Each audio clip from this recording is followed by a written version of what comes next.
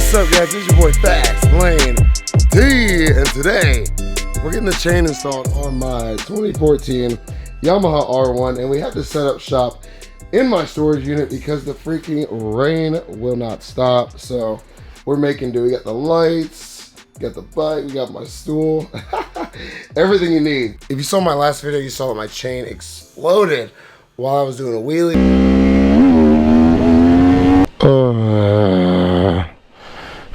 So unfortunately we have sprockets and no chain. So getting this front sprocket nut off is going to be a little bit, just a little bit of a pain, but we're gonna figure it out. I think I have a way we can do it. Now, as far as parts you're gonna need for this is, I went with the EK 3D chain because I want a high quality chain for this bike. It is a 1000cc sport bike. I'm not gonna go with a weak chain. I did go with the 520 conversion. I went with the 520 conversion.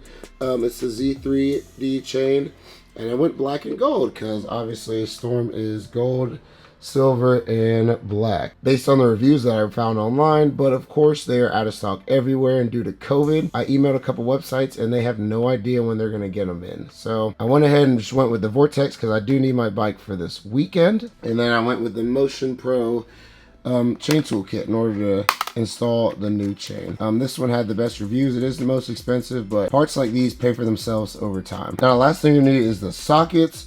The rear socket on this bike, in order to get the rear axle off, to take the rear wheel off, is a 32 millimeter. So you need a 32 millimeter socket. And then for the front sprocket, you need a 30 millimeter. But of course, when I went to Lowe's and Home Depot, they had every single socket size but the 30 millimeter. So the guy at Home Depot recommended this one, the 1 3/16. So this is the size we went with. Now, first thing you want to do is going to want to get the shift rod off of the bike. So we're going to take this little nut off on top, and then we're just going to literally pull it out and move the shifter out of the way. Take note of where your shifter is. The bike's in neutral right now. Just taking mental note of exactly where this is so you can put it back perfectly when you go to reinstall it. Now, you will need an 8 millimeter socket. I'm lying. We're going to use a wrench because that'll make it just way easier. But 8 millimeter wrench. Woo, get this bad boy off. So this nut will come right off, and then you literally just slide the shifter off like so, and we'll just move it out of the way, down in there. All right, now we have full access to this front sprocket. There she is. Woo! I don't know how many we get her off. I'm nervous.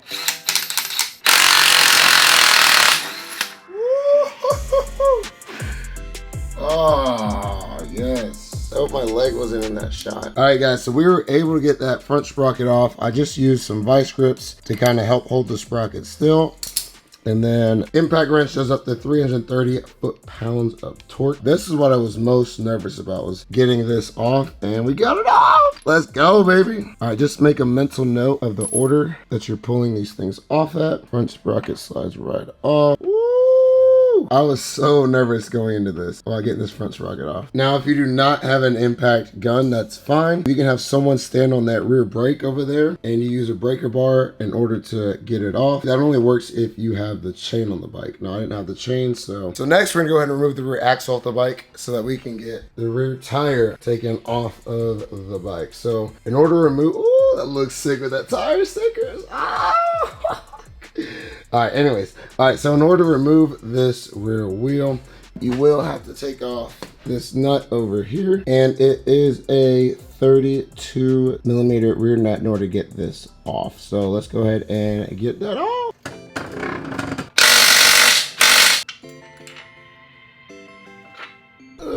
So we got the nut off, as you can see right there. There's the nut, and then you'll go ahead and just pull this axle off. I won't be able to do this with one hand while holding the camera, so hopefully we can get a freaking shot without my leg in it.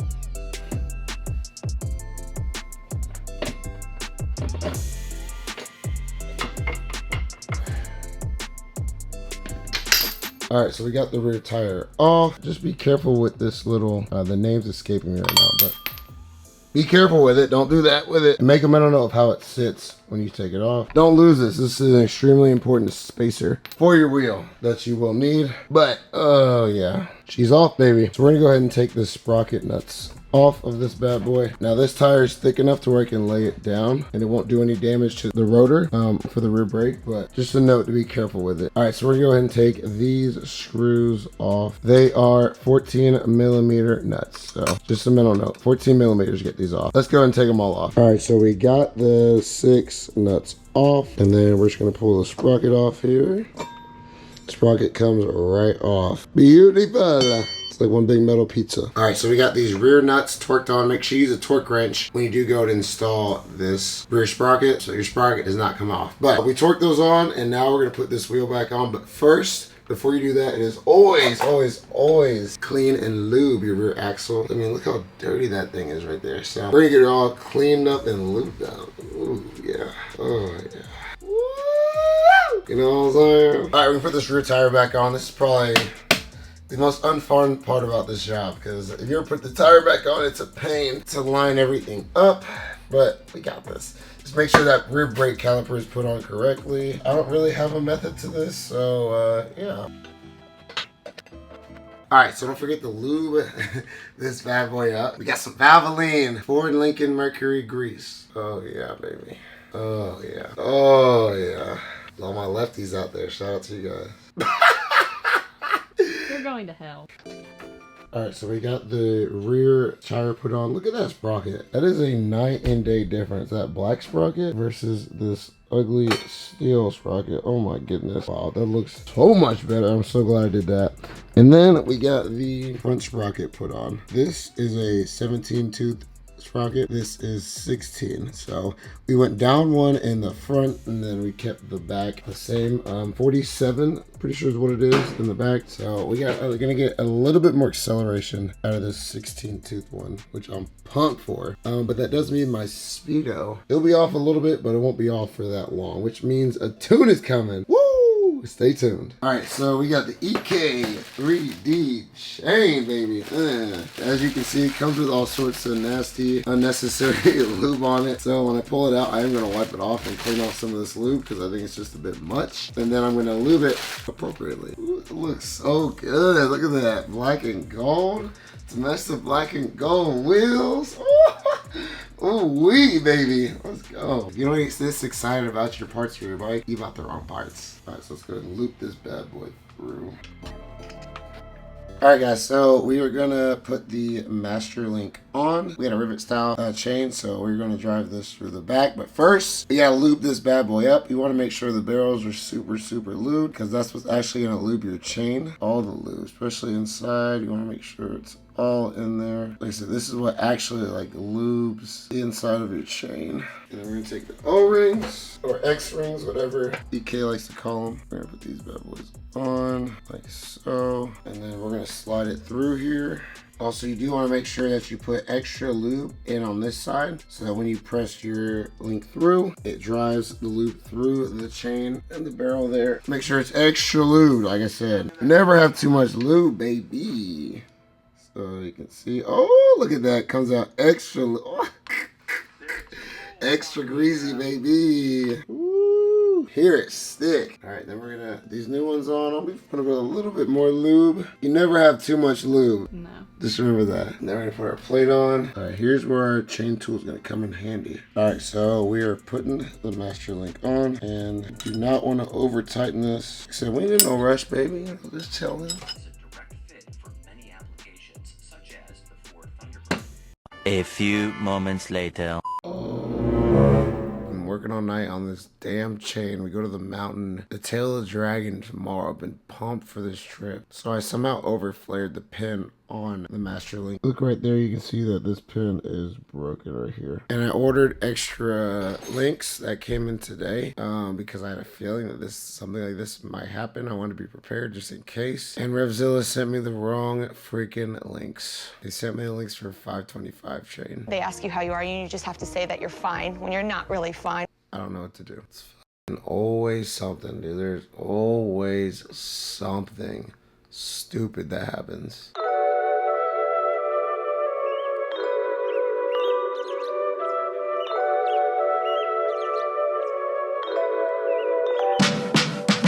Alright guys, So update the next day, and I have a solution. It's not a permanent fix, temporary fix for now. Reached out to Revzilla. Long story short, they said there's nothing they can do to help resolve the issue. If they overnighted it to me, it wouldn't get here till Monday. It's Friday. We leave for the tail of the dragon tomorrow morning. So I need to get this chain on this bike fixed because this right here is unacceptable. That is a broken master link right there. So we're gonna take this off. I had to go to a local motorcycle shop and I got 2 of these. Now you can put a 520 master link, and is a different brand, on the chain. It is not advised. It is probably not the best idea. It is probably not the safest idea, but I need to be able to ride this bike tomorrow. So this is just going to be temporary as long as it's the same type of X-ring, O-ring, etc., whatever chain you have. I think I'll be okay. I mean, I guess we'll find out tomorrow. But anyway, so we're going to pop this off. Once again, this is a temporary fix until Revzilla gets those parts to me on Monday, and then I will put the correct master link on. We'll pray and hope that all goes well, but there's only one way to find out. So let's go ahead and just pop this off. Look how sexy that looks. Oh my God, I love that. God, that looks good.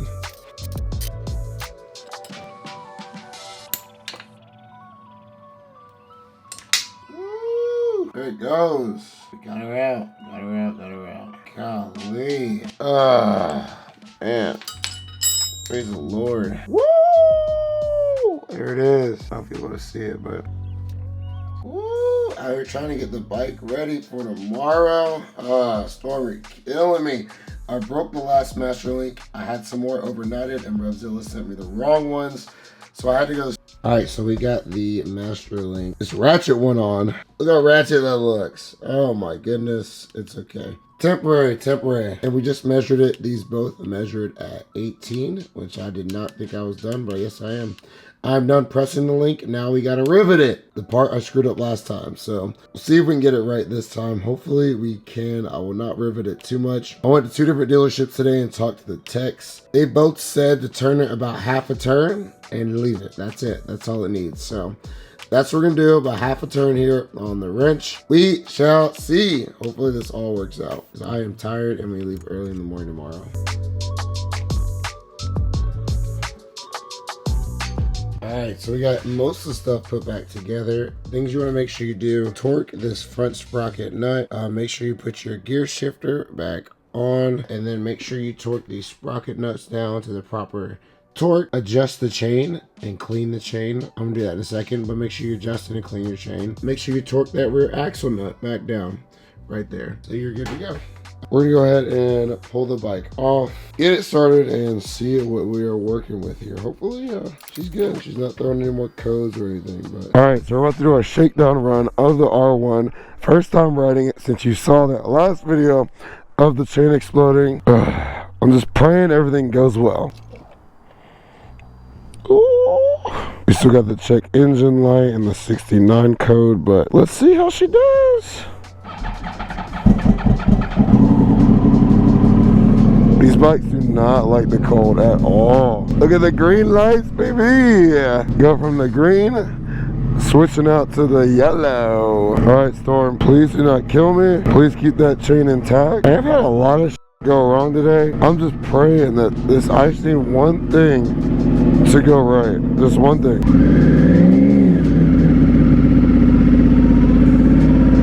Yep, check engine light went away. I mean, right away, you can feel, wow, the difference.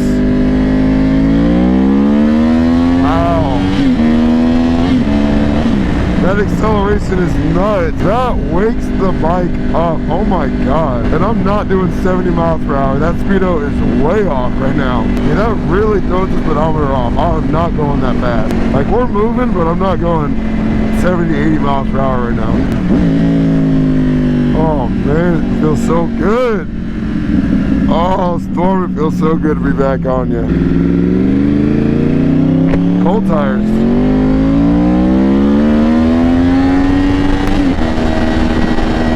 Wow, that shit's so smooth. Wow, wow, wow. Oh, Storm, it's so good to be back on you. Oh shit, that's a cop. Where's my mirror? That's a cop. Alright, let's get out of here.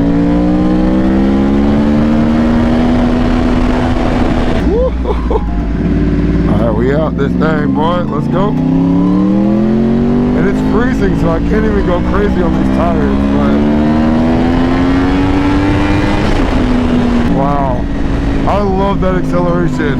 If you are thinking about doing -1 in the front on this bike, do it. Do it. Don't even think about it. Do it. Oh, I can't see shit. Oh, that rear tire is shaking. Like, look at this.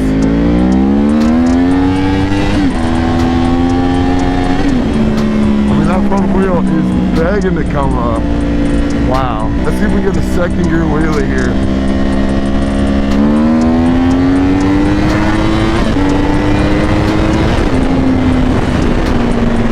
Wow. Wow, wow, wow, wow, wow. I have no words. Just do it. Just do it. Freaking do it. Oh, I love this bike. Alright, well, I think we're good to go for tomorrow. Everything's in the clear as of right now, so my toes are frozen, my fingers are frozen, my face is frozen. God, I'm not messing with it.